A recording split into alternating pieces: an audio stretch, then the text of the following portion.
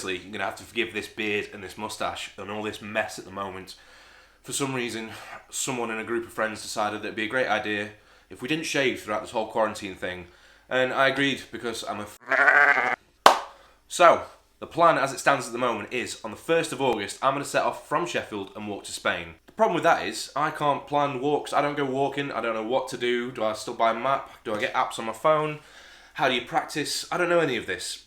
But luckily, I've been pointed in the direction of a video online by a guy called Darwin on the trail. And he's got a video explaining what you should do to prepare for your first thru-hike. Hey guys, it's Darwin here with some tips and steps on how to plan for your first thru-hike. Thru-hike, I think, is what Americans call a long-distance walk. So, I'm gonna look at this video now. Let's see what he says.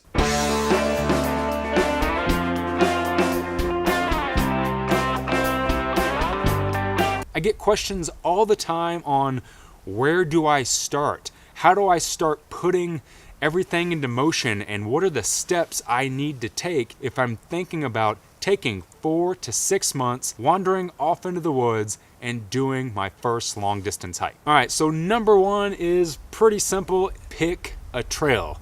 Problem is, there isn't a trail from Sheffield to Spain. There's no direct route. The one thing I've got going for me is when I get to Spain, there is the Camino de Santiago, so I will be following that. And then at the end of that, there's an extra 40 miles to go. So for the last third of my journey, I've got a trail. The first 2/3 though... Now, if this is your first long distance trail or thru hike, I would consider starting about a year in advance. I've got 92 days and we're in quarantine. Which brings us to number 3, which is make a budget and save. That's quite an easy one to do at the moment. I can't go out and do anything, so all the money that I'm getting through furlough, I am saving. Now, I would say that a typical thru hike of something like the Appalachian Trail is going to cost you about $1,000 a month. That can't be right. That can't be right. What's that in the Queens? So that's like £800 a month. But for what? Surely it's just food. I spend less on that when I'm at home. You might be eating a bit more because you're walking, but I'm not staying in hotels. How? I'm not completely sold on that. That can't be right. I'm going to check it though, because this guy probably knows what he's talking about.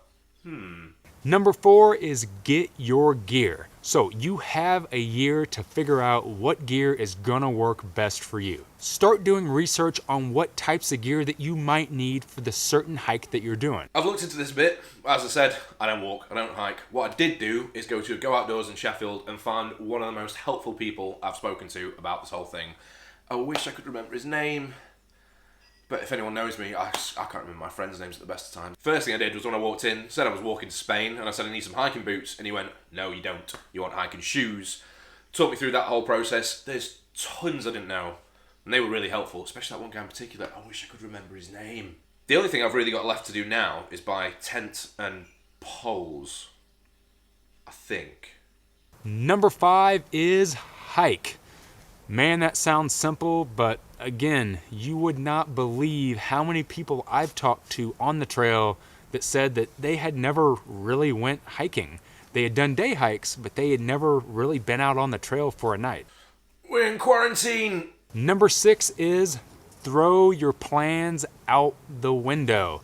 No problem, I haven't got any. We're doing well. Number 7 is put your life on hold. We're in quarantine. Start figuring out how you're going to go about going to your boss and asking them for 6 months off work. I told my boss I was doing this and I gave him 6 months notice before I left, and he was pretty okay with it.